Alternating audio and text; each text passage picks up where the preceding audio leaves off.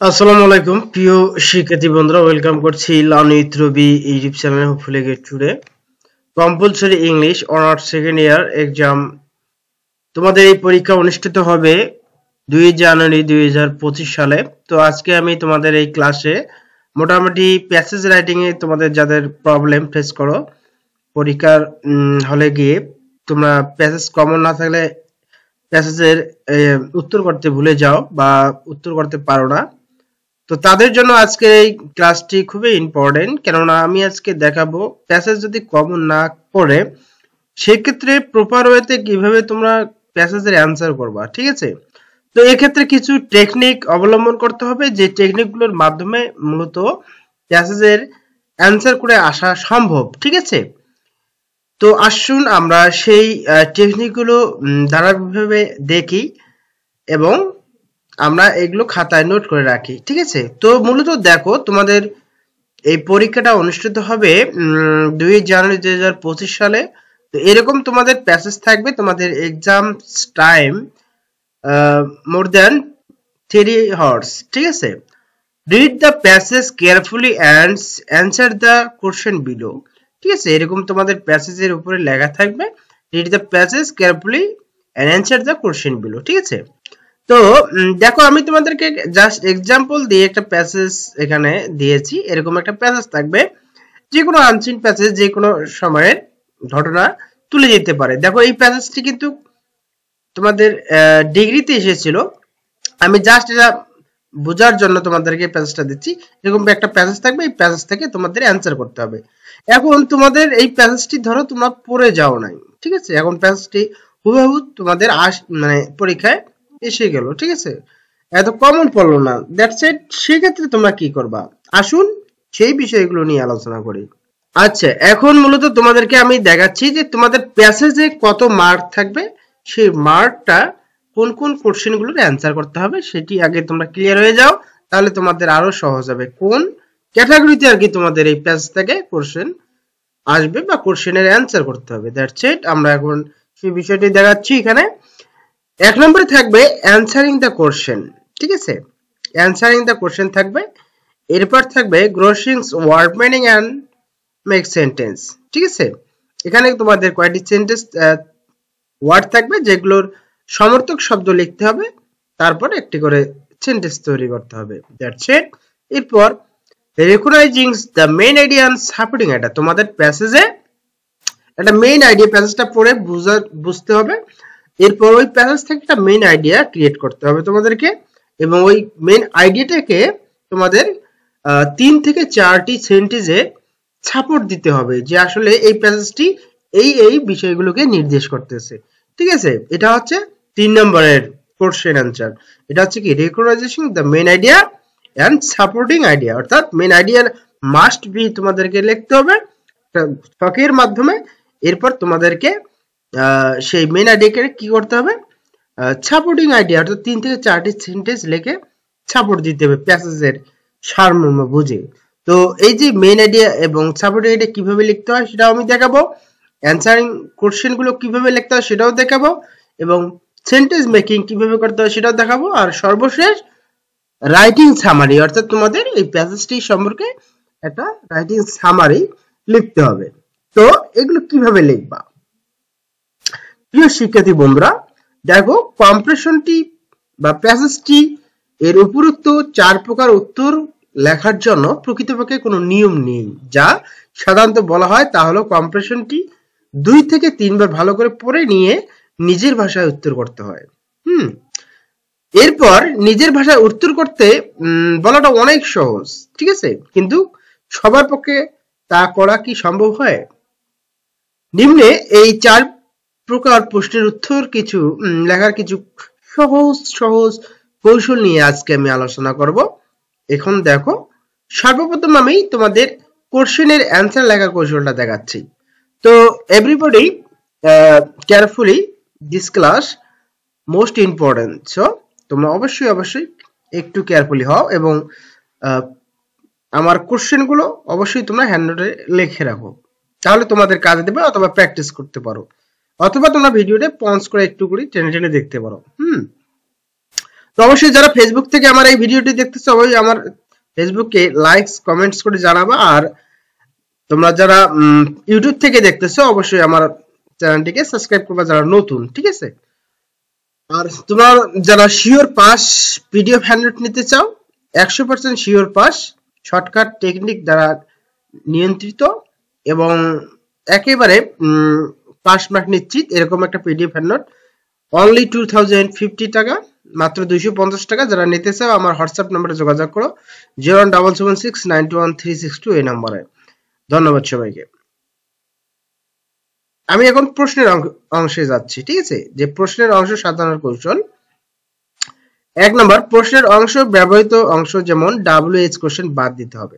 দেখো তোমাদের কিছু প্রশ্ন দেওয়া থাকবে, সর্বপ্রথম কি করবে WH কোশ্চেনগুলো বাদ দেবা। বাদ দিলে তোমাদের কিছু কোশ্চেন মানে সেন্টেন্সে কিছু ওয়ার্ড থাকবে, সেগুলোকে তোমরা সাজাই গোছাই লিখবা। কিভাবে লিখবা সেটাই দেখাচ্ছি।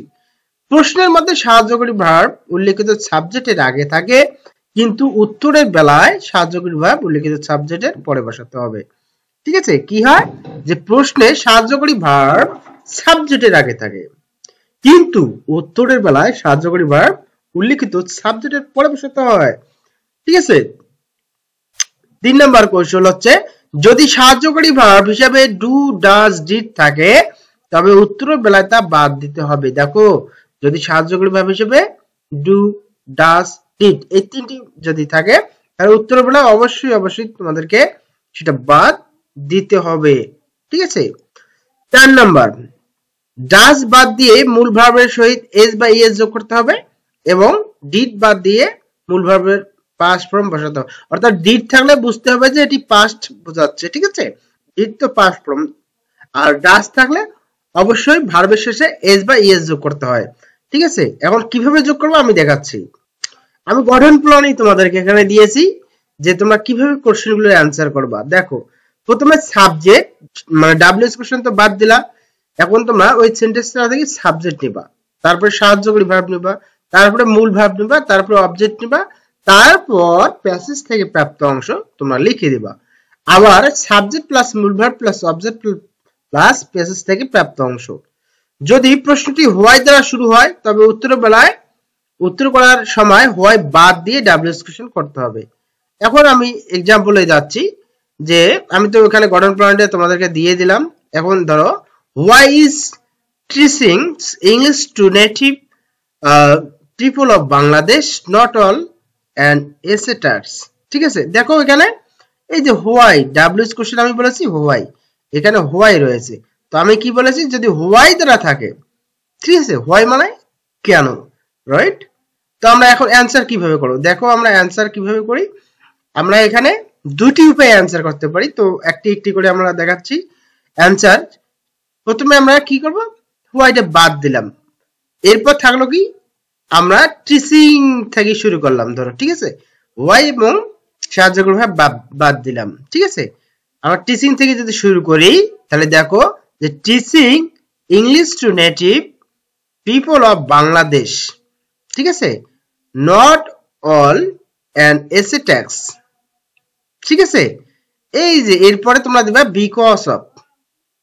যদি হোয়াই দ্বারা থাকে, খাতায় লিখে রাখো, যদি হোয়াই দ্বারা তোমাদের কোশ্চেন আসে, যদি তোমরা অ্যান্সার করতে পারো ঠিক আছে তাহলে ভালো কথা, আর যদি অ্যান্সার করতে না পারো সেক্ষেত্রে এই টেকনিকটা তোমরা অবলম্বন করবা যে হোয়াই থাকলে বিকজ অফ।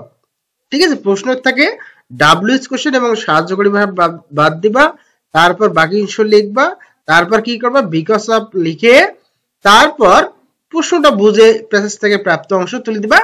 কি দিবা, যে traditions grammar translation method.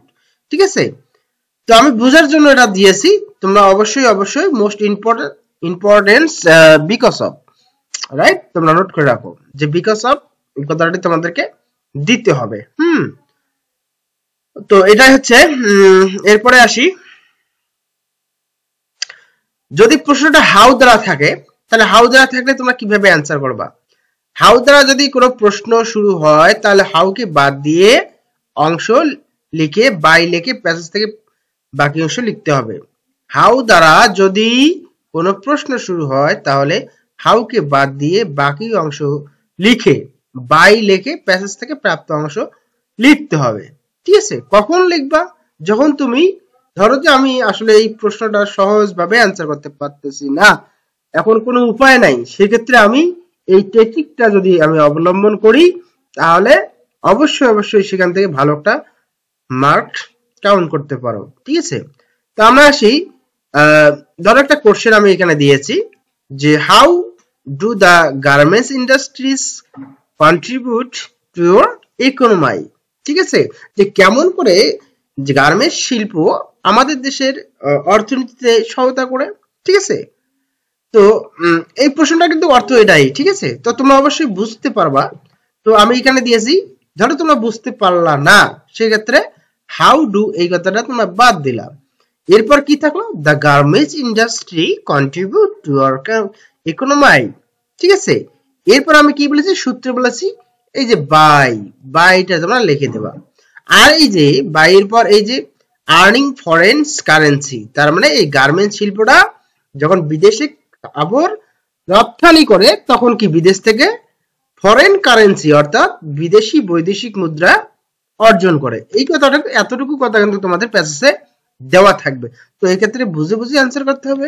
That's it. আমি বুঝাতে পারছি কিনা তোমরা অবশ্যই কমেন্টসে অবশ্যই জানাই দেবা, যারা যারা আমার এই ক্লাসটিতে এই পর্যন্ত দেখতেছো বা জয়েন রয়েছে। ঠিক আছে, যারা ফেসবুক থেকে দেখতেছো অবশ্যই ধন্যবাদ, যারা আমার ইউটিউব থেকে দেখতেছো তাদেরকেও ধন্যবাদ জানাচ্ছি। যেহেতু তোমার পরীক্ষাটা একেবারে নিকটে, তো অবশ্যই ক্লাসটা গুরুত্ব সহকারে দেখবে এবং বিষয়গুলো নোট করে রাখো। এবারে আসি, দেখো যদি প্রশ্নে হু, হুম, হোয়াট, হুজ, হোয়েন, হোয়ার ইত্যাদি দ্বারা শুরু হয়, তবে উত্তরের বেলায় প্রশ্ন সাজিয়ে লেখা বা সাজিয়ে লিখতে হবে, প্লাস অর্থ অনুযায়ী প্যাসেজ থেকে বাকি অংশ তুলে দিতে হবে। আমি আবার বলতেছি, যদি প্রশ্নে হু, হুম, হোয়াট, হুজ, হোয়েন, হোয়ার ইত্যাদি দ্বারা শুরু হয়, তবে উত্তরের বেলায় প্রশ্ন অংশ সাজিয়ে লিখতে হবে, প্লাস অর্থ অনুযায়ী প্যাসেজ থেকে বাকি অংশ দিতে হবে। ঠিক আছে, তো আমরা এখন গঠন প্রণালী যাচ্ছি, যে সাবজেক্ট প্লাস সাহায্যকারী ভার্ব প্লাস মূল verb plus object plus passage থেকে প্রাপ্ত অংশ, অথবা তোমরা ডাব্লিউএস প্লাস সাহায্যকারী ভার্ব বাদ দিয়ে প্যাসেজের যে মূল অংশটা আছে সেই অংশটা তুলে দিয়ে তোমরা জুড়ে দেবা, প্যাসেজ থেকে প্রাপ্ত অংশ জুড়ে দিলে হয়ে যায়। ঠিক আছে, that's it question. What is the cause of setting up of so many garments industries? What is the cause of setting up so many garments industries? তাহলে এখানে দেখো হোয়াট দ্বারা রয়েছে, তো আমরা কি করলাম? হোয়াটটা বাদ দিলাম, সাহায্যকারীটা বাদ দিলাম। ঠিক আছে, দিয়ে এই পর্যন্ত আমরা লিখলাম। লেখার পর আমাদেরকে কি, ধরো এটা তোমাদের সাবজেক্ট, এটা তোমাদের ধরো সাবজেক্ট। ঠিক আছে, তো এরপর সাবজেক্টের পরে কি বলতেছে? মূল ভার্ব। এখানে মূল ভার্ব রয়েছে ইজ, তাহলে আমরা প্রথমে এইটুকু সাবজেক্ট হিসাবে নিলাম, এরপর মূল ভার্ব, এই সেন্টেন্সে ইজ রয়েছে, সুতরাং আমরা ইজ বসিয়ে দেব। এইটুকু বসার পর the cause of sitting up so many garments industry is কি? এই যে চিপ লেবার অর্থাৎ সস্তায় কি শ্রমিক। ঠিক আছে, সস্তায় শ্রমিক। বাংলাদেশে এত গার্মেন্টস ইন্ডাস্ট্রি গড়ে ওঠার কারণ কি, বা এত শিল্প হওয়ার কারণ হচ্ছে বাংলাদেশের সস্তায় কি শ্রমিক পাওয়া যায়। ঠিক আছে, কম মজুরিতে বাংলাদেশে কাজ করা যায়, কাজ করে নেওয়া যায়। এই কারণে কিন্তু মূলত এই শিল্প কলকারখানাগুলো বেশি হচ্ছে। ঠিক আছে, তো এটা আর কি আমি একটা বোঝার জন্য তোমাদেরকে দিয়েছি। তোমরা অবশ্যই প্রশ্নগুলো মানে লিখবা, বুঝে একটু প্যাসেজটা এর জন্য ভালো করে পড়তে হবে অবশ্যই, কিন্তু একেবারে পড়ে বুঝবা। ঠিক আছে, আবার বেশি সময় দিলেও তোমাদের হাতে যে 3 ঘন্টার সময়, সেই সময়টা আবার সেদিকে তোমাদেরকে কেয়ারফুলি হতে হবে। ঠিক আছে, তো আসলে দেখো আমি কয়েকটা নিয়ম দেখালাম তোমাদের অনার্সে। মূলত কোশ্চেন আসলে কি কোশ্চেন গুলো আসে দেখো, তোমাদের হু দ্বারা কোশ্চেন মাস্ট বি আসতে পারে। ঠিক আছে, হোয়াট, হু, হোয়েন, ঠিক আছে, এবং হোয়ার। এই যে হোয়ার, হোয়েন, হোয়াট, হু, এই 4টি ডাব্লিউএস কোশ্চেন যদি তোমরা ভালো করে পড়ো তাহলে এখান থেকে মাস্ট বি তোমাদের কমন থাকবে। ঠিক আছে, এই চারটি ডাব্লিউএস কোশ্চেনের নিয়মগুলো যদি পড়ো, তোমাদের গ্রামাটিক্যালে ডাব্লিউএস কোশ্চেনের যে 5 মার্ক রয়েছে সেটা তোমরা পেয়ে যাচ্ছ। পক্ষান্তরে তোমাদের প্যাসেজটা তোমাদের ভালো করে কি মার্ক এখানে তুলতে সহায়তা করতেছে। ঠিক আছে, এজন্য পড়তে হবে। প্রিয় শিক্ষার্থী বন্ধুরা, এখন আসো আমরা main idea and supporting idea লেখার টেকনিকগুলো শিখি। কিভাবে main idea and supporting idea লিখতে হয় সেই টপিকগুলো নিয়ে আলোচনা করি। মেইন এখানে আমি দিয়েছি, তোমরা অবশ্যই নোট করে রাখো যে মেইন আইডিয়া প্যাসেজের প্রথম লাইনে থাকে। ঠিক আছে, প্যাসেজটা যে রয়েছে এই প্যাসেজের প্রথম লাইনেই কিন্তু মেইন আইডিয়াটা থাকে। তোমাদের সেখান থেকে কি আইডেন্টিফাই করে নিতে হবে যে আসলে কোথায় এই মেইন আইডিয়াটা আছে, অর্থাৎ গুরুত্বপূর্ণ পয়েন্ট। ঠিক আছে, এটা হচ্ছে মেইন আইডিয়া। প্যাসেজটা আসলে কি বোঝাচ্ছে, জাস্ট দুই একটি কথায় তোমাদেরকে সেটা মিনিমাইজ করতে হবে। ঠিক আছে, তো এখানে দেখো মেইন আইডিয়া ভিত্তি করে সাপোর্টিং আইডিয়া লিখতে হবে। ঠিক আছে, প্যাসেজ থেকে হুবহু না লিখে সেন্টেন্সে যে ওয়ার্ড থাকবে সেটির সমর্থক শব্দ লিখে দিতে হলে আরো ভালো হয়। ঠিক আছে, মানে সমর্থক শব্দ, যেমন প্যাসেজে তোমাদের একটা ওয়ার্ড আছে, সেই ওয়ার্ডটির সমর্থক শব্দ লিখে দিলা, সেম টু ওয়ে হয়ে গেল। ক্রিয়েটিভিটি থাকতে হয়। ঠিক আছে, আসুন এখন মেইন আইডিয়া লেখার কৌশল শিখি। শুরুতে একটু আমরা বক্স অঙ্কন করে নেব। ঠিক আছে, বক্সটা কিভাবে, এইভাবে একটা বক্স অঙ্কন করে নেব।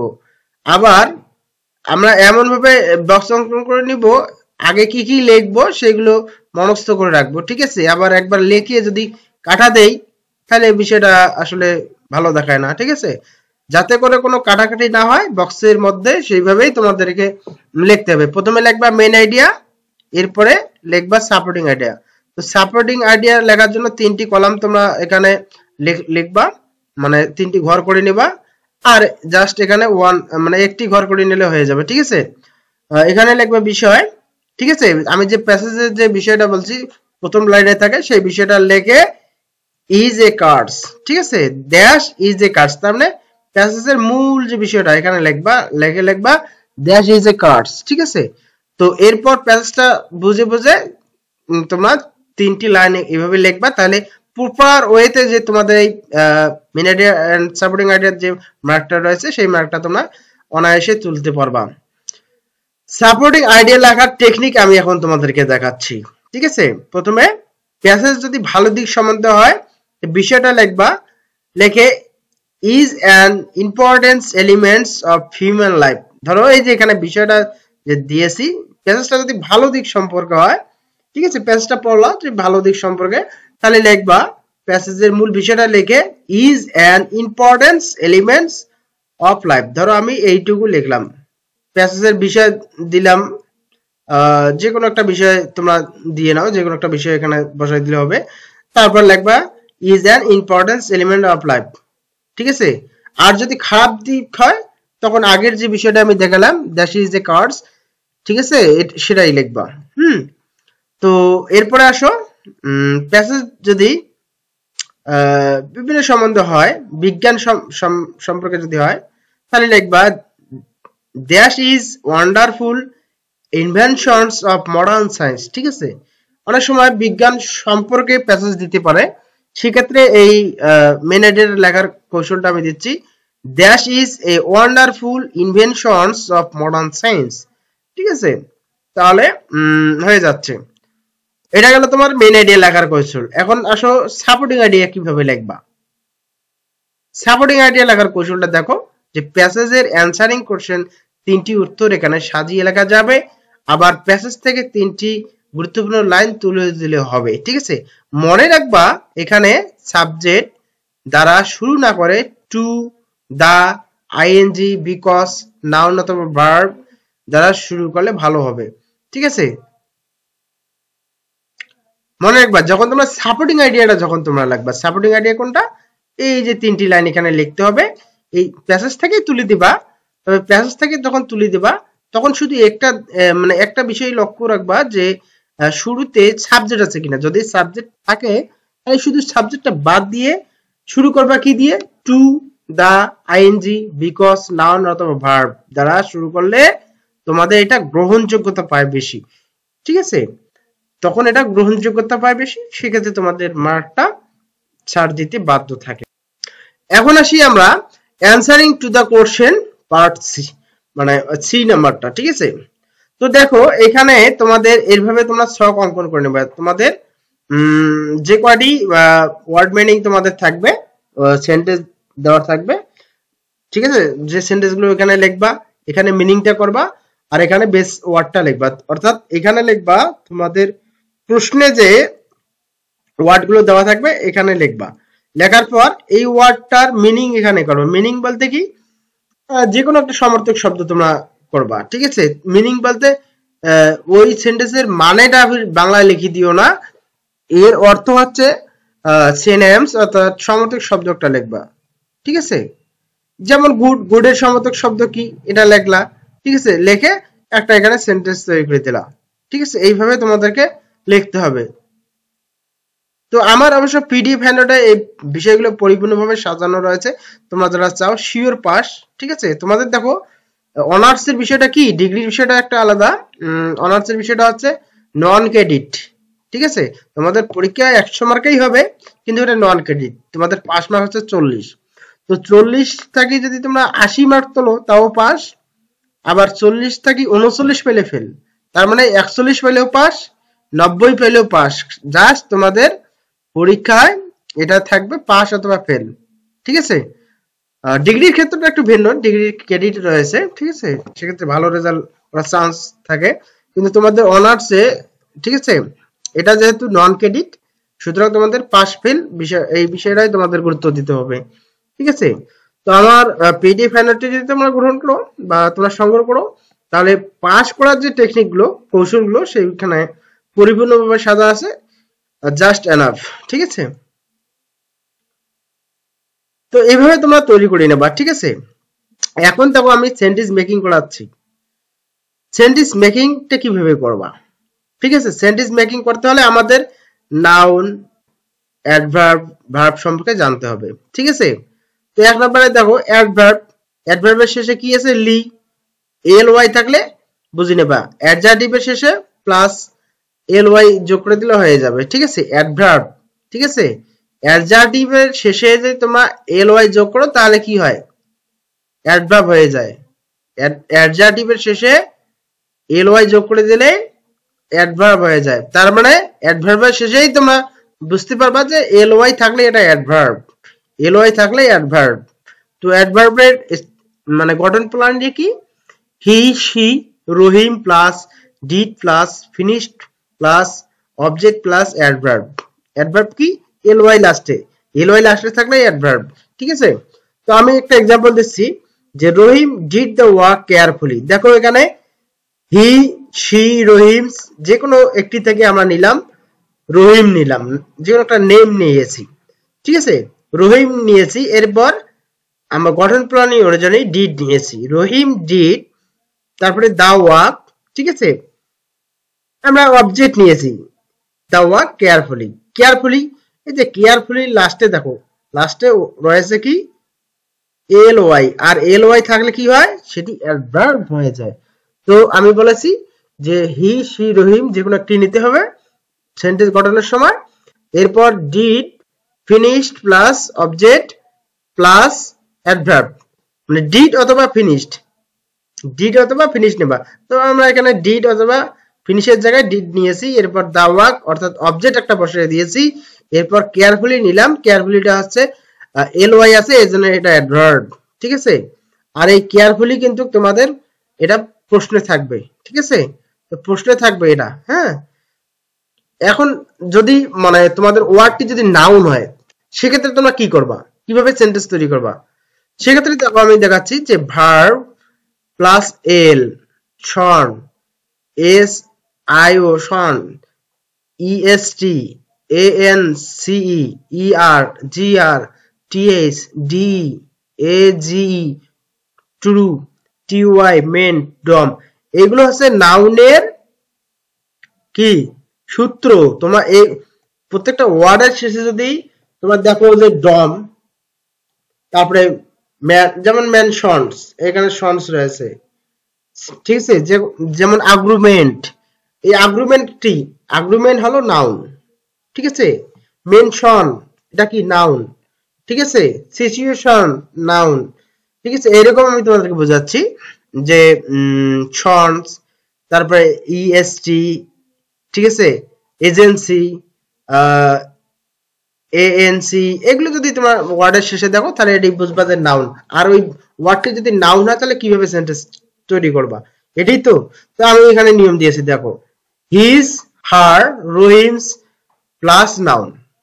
এই যে তোমরা নেবা হিজ অথবা হার অথবা রহিমস, ঠিক আছে। এরপর কি নিবা, নাউনটি নিবা। নাউনটি কি তোমাদের প্রশ্নে দেওয়া থাকবে, সেই নাউনটি নিবা, ঠিক আছে।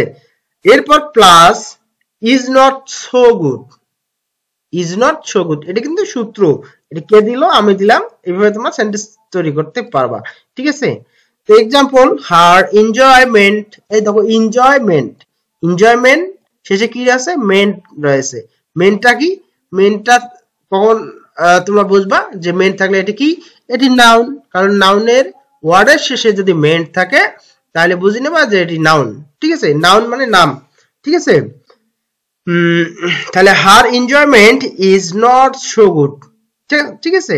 তো আমরা সূত্র থেকে সাহায্য করে ভাব নিলাম ইজ, এরপর সূত্র থেকে ইজ নট সো গুড। হ্যাঁ, তাহলে আমাদের অ্যান্সার হলো her enjoyment is not so good, ঠিক আছে। তাহলে আমাদের প্রশ্নে থাকবে কি, এনজয়মেন্ট। ধরো তোমাদের প্রশ্নে এনজয়মেন্ট এসেছে, এখন তোমরা বাক্যটার সেন্টেন্স তৈরি করবা, ঠিক আছে। সেন্টেন্স অর্থ বাক্য তৈরি করবা। তাহলে কিভাবে করবা, her enjoyment is not so good. এখন যদি ওয়ার্ডটি যদি ভার্ব হিসেবে আসে, ঠিক আছে, ওয়ার্ডটি যদি ভার্ব হিসেবে আসে তখন তোমরা কি করবা, ঠিক আছে। আর ভার্ব বা তোমরা চিনবাই পাবা কি করে, এই যে এটি যে ভার্ব, তোমরা কিভাবে চিনবা, দেখো এখানে শব্দের শেষে যদি তোমরা দেখো এটিই অথবা খালি ই অথবা ইএন অথবা আই জেড ই অথবা আই এফ ওয়াই এবং আগে ইএন অথবা বি, ঠিক আছে। যদি থাকে আগে কি থাকে, ইএন অথবা বি যদি থাকে, আর শেষে যদি তোমাদের এই ওয়ার্ডগুলোর শেষে যদি এটি, E, EN, I Z E, I F Y এগুলো যদি থাকে তাহলে বুঝে নেবা যে এটি ভার্ব। আর ভার্ব হলে তোমরা কিভাবে সেন্টেন্স তৈরি করবা, দেখো ভার্ব হলে তোমরা সেন্টেন্স তৈরি করবা হি, শি, রহিমস প্লাস শুল্ড অথবা উল্ড, শুল্ড অথবা উল্ড নিবা, এরপরে ভার্ব নিবা, এরপরে অবজেক্ট, ঠিক আছে। তো আমরা একটা সেন্টেন্স তৈরি করি, কিভাবে করি দেখো, হি শুড লার্ন ইংলিশ। আমরা হি, শি, রহিমস এর জায়গা থেকে আমরা এটা কি নিলাম, হি নিলাম, ঠিক আছে। এরপর আমি শুল্ড অথবা উল্ড এর জায়গা থেকে আমি খালি শুল্ডটা নিলাম, যে কোনো একটা নিতে পারো, হি শুল্ড বা হি উল্ড, ঠিক আছে। তো হি যেহেতু শুল্ডেই ভালো লাগে, ঠিক আছে, হি শুল্ড নিলাম, হি শুল্ড, তারপরে কি লার্ন ইংলিশ, ঠিক আছে। ওয়ার্ড এখানে বলা আছে ওয়ার্ড, এই ওয়ার্ডটা লার্নটা তোমাদের প্রশ্নে থাকবে, লার্নটা তোমাদের প্রশ্নে থাকবে, মানে লার্নে যে থাকবে এমনটা না, আমি তো বোঝার জন্য দিচ্ছি, ঠিক আছে। হি শুড লার্ন ইংলিশ, ঠিক আছে, হি শুড লার্ন ইংলিশ। যদি লার্নটা হচ্ছে একটা ভার্ব, ভার্ব হলে তোমরা এই গঠন প্রণালী অনুযায়ী সেন্টেন্স তৈরি করবা। সেন্টেন্স গুলো তৈরি করবা যদি না পারো তোমরা সমর্থক শব্দ লিখতে, কেন, ধরো তোমার 6টি সেন্টেন্স মেক করতে হবে, এখন তুমি একটাও পারো না, সেক্ষেত্রে যদি 6টা সেন্টেন্স যদি তোমরা তৈরি করতে পারো তাহলে প্রত্যেকটা সেন্টেন্সের মার্ক হবে হাফ। তাহলে হাফ মার্ক করে যদি তোমরা পাও, 6টা সেন্টেন্স যদি তোমরা সঠিকভাবে তৈরি করে দিতে পারো তাহলে এখানে তোমরা পাবা 6 হাফ হলে 3 মার্ক। 3 মার্ক পেলে তোমাদের কিন্তু অনেক দূর এগিয়ে যায় প্যাসেজের যে 20 মার্ক, ঠিক আছে। যখন তোমরা পারবা না, যদি সমর্থক শব্দ লিখতে পারো তাহলে ফুল 6 এনাফ। এরপর আসো, যদি ওয়ার্ডটি যদি অ্যাডজেক্টিভ হয় তাহলে কিভাবে সেন্টেন্স তৈরি করবা, আর অ্যাডজেক্টিভ, এই ওয়ার্ডটি যে অ্যাডজেক্টিভ কিভাবে চিনবা যে এটি আসলে অ্যাডজেক্টিভ, অ্যাডজেক্টিভ চিহ্নের উপায় হলো ইএন শব্দের শেষে বা ওয়ার্ডের শেষে দেখো E N Y noun plus L plus T I V plus I S H plus ful plus ours. Adjective চিহ্নের উপায় হচ্ছে E N Y noun plus L T I V I S H ful plus ours, এগুলো যদি শব্দের শেষে থাকে তাহলে এটি বুঝে নেবা যে এটি অ্যাডজেক্টিভ। আর অ্যাডজেক্টিভ হলে তোমরা এইভাবে সেন্টেন্সটা তৈরি করবে। কিভাবে? এখানে দেখো আমি দিয়েছি হি, শি অথবা হিম, এর যে কোনো তিনটির একটি নিবা প্লাস বি ভার্ব। বি ভার্বটা কি? বি ভার্ব হচ্ছে এম, ইজ, আর, এটা কাছে বলে বি ভার্ব। ঠিক আছে, মনে রাখবে am is are be verb. ঠিক আছে, তো তোমরা এম ইজ আর নিবা। নেওয়ার পর কি করবা? ভেরি, ভেরিটা কি? একটা অ্যাডজেক্টিভ। ঠিক আছে, ভেরিটা কিন্তু নেবার সূত্রে দেওয়া রয়েছে, ভেরি নেবা। এরপর অ্যাডজেক্টিভ নেবা। ঠিক আছে, অ্যাডজেক্টিভ কি? ওই যে এখানে বলে দিয়েছি এই কেয়ারফুল, কেয়ারফুলটাই কিন্তু অ্যাডজেক্টিভ। এটা তো তোমার প্রশ্নই থাকতেছে। ঠিক আছে, এটা তো অবশ্যই নিতে হবে। তাহলে রহিম ইজ ভেরি কেয়ারফুল, আমি প্রথমে কি নিলাম? যে কোনো একটা নাম নিলাম, অথবা হি নিতে পারো, তো হি ইজ ভেরি কেয়ারফুল, অথবা শি নিতে পারো, শি ইজ ভেরি কেয়ারফুল। ঠিক আছে, তো যে কোনো একটা নিতে পারো, জাস্ট যে কোনো একটা নিলেই হয়ে যাবে যে রহিম ইজ ভেরি কেয়ারফুল, সে খুবই খুবই যত্নশীল। ঠিক আছে, তো এই হচ্ছে বিষয়। ঠিক আছে, প্রশ্ন আগে বুঝতে হবে যে এটি ভার্ব, এটি অ্যাডজেক্টিভ, এটি নাউন না এটি অ্যাডভার্ব। যদি তোমরা এই নাউন, অ্যাডজেক্টিভ, অ্যাডভার্ব, ঠিক আছে, ভার্ব গুলো চিনতে পারো তাহলে তোমাদের অন্তত সেন্টেন্স গুলো তৈরি করতে পারবে। আর যদি সেন্টেন্স তৈরি করতে পারো তাহলে এখান থেকে হাফ মার্ক করে হলে তোমরা পেয়ে যাবা। আর হাফ মার্ক করে পেলেই কিন্তু তোমাদের পাস মার্কের অ্যান্সারটা অনেক দূর এগিয়ে যায়। কখন? যখন তোমার প্যাসেজ কমন থাকে না। ঠিক আছে, আর যদি কমন থাকে তাহলে তো কোনো কথাই নেই। এখন আসো তোমাদের আমি সামারি লেখার কৌশলটা দেখাবো। আমি বলেছি যে প্যাসেজের যে 20 মার্ক, এই 20 মার্ক তোমরা কিভাবে তুলবা সেই বিষয়টি আজকে আমি ক্লিয়ার ভাবে দেখাবো। তো এই জন্য ক্লাসটি অনেক লম্বা হচ্ছে, কোনো কলার নাই, আসলে এই বিষয়গুলো নিয়ে আলোচনা করতেই হয়। তো দেখো সামারি লেখার কৌশল। সামারিতে মোট 5টি বাক্য নিজের ভাষায় লিখতে হবে। ঠিক আছে, সামারিতে কি করতে হয়? মোট 5টি বাক্য নিজের ভাষায় লিখতে হবে। এখন তোমরা ধরো প্যাসেজটি পড়লা, প্যাসেজটি পড়ে তোমরা একটু অবশ্যই বুঝতে পারতেছো যে আসলে প্যাসেজটা কি দিক নির্দেশনা করতেছে বা কি বিষয়ে এসেছে। এখানে দেখো, from reading the passage we can say the passage is about the passage deal with subject. তোমরা প্রথম লাইনে দিবা, আমি 5টা লাইন কিন্তু এখানে লিখে দিয়েছি। প্রথম লাইন দিবা from reading the passage we can say the passage is about passage deals with dash, অর্থাৎ প্যাসেজের সাবজেক্ট বিষয়টা এখানে লিখবা, কি বিষয়ে প্যাসেজটি এসেছে সেই বিষয়টা এখানে লিখে দিবা। এরপর প্যাসেজের প্রথম বাক্য একটু পরিবর্তন করে লিখতে হবে।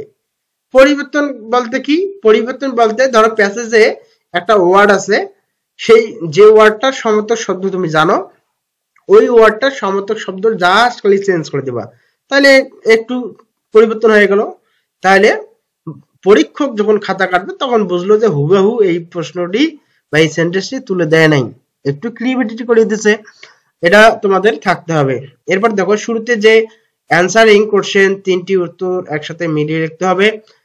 শুরুতে যে অ্যানসারিং কোশ্চেন গুলো তোমরা লিখেছো 3 নম্বরে, ঠিক আছে, প্রশ্নের যে অ্যানসার গুলো দিয়েছো সেগুলো তোমরা 3টি কোশ্চেনেই মিলিয়ে লিখবা। ঠিক আছে, তাহলে মোটামুটি একটু হয়ে যাচ্ছে। এরপর সাপোর্টিং আইডিয়া গুলো দিবা। তোমরা যে 3টি সাপোর্টিং আইডিয়া লিখেছো সেই সাপোর্টিং আইডিয়া লিখবা 4 নম্বরে। 5 নম্বরে লিখবা in the calculations it can be said that we all should take fruitful step forward against, যে বিষয়টা সেই বিষয়ের জায়গায় এখানে লিখবা। লেখার পর প্যাসেজের শেষে লাইন পরিবর্তন করে লিখতে পারো। ঠিক আছে, তো মোটামুটি আমি তোমাদের প্যাসেজের কৌশলগুলো দেখালাম, আশা করি তোমরা বুঝতে পেরেছো। ভিডিওটি যারা সম্পূর্ণ দেখেছো অবশ্যই নোট করে রাখবা, এবং যারা বুঝতে পারো নাই একটু টেনে দেখবা। আর তোমাদের শিওর পাস পিডিএফ হ্যান্ডআউট নিতে যোগাযোগ করো আমার এই নম্বরে 01776921362। ঠিক আছে, তোমরা এই নম্বরে যোগাযোগ করো অথবা হোয়াটসঅ্যাপে আমাকে পাঠাতে পারো। ঠিক আছে, কন্ট্যাক্ট করতে পারো, তাহলে আমি অবশ্যই তোমাদের সঙ্গে যোগাযোগ করতে পারি। ধন্যবাদ সবাইকে, ধন্যবাদ জানিয়ে বিদায় নিচ্ছি। টিল দেন, আল্লাহ হাফেজ।